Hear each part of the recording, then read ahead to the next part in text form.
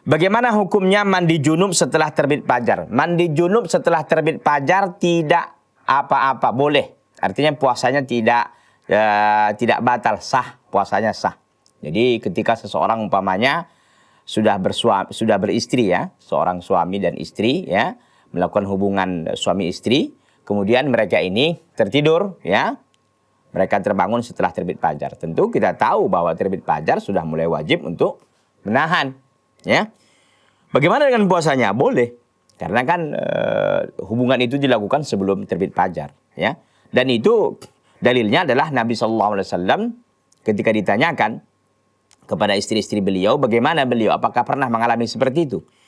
Ibunda kita Aisyah radhiyallahu taala anha menjawab iya. Rasulullah SAW melakukan hal itu. Artinya dia melakukan hubungan dengan istrinya, Ummahatul Mukminin, kemudian beliau mandi setelah terbit fajar. Tidak ada masalah. Jadi boleh ya. Atau umpamanya mimpi di siang hari. Apakah mimpi membatalkan puasa? Tidak. Tidak membatalkan puasa. Mimpi basah maksudnya. Kemudian dia mandi, ya lanjutkan lagi puasanya begitu. Jadi intinya hukumnya mandi junub setelah terbit fajar tidak ada masalah. Tidak mempengaruhi puasanya. Dan puasanya tetap sah.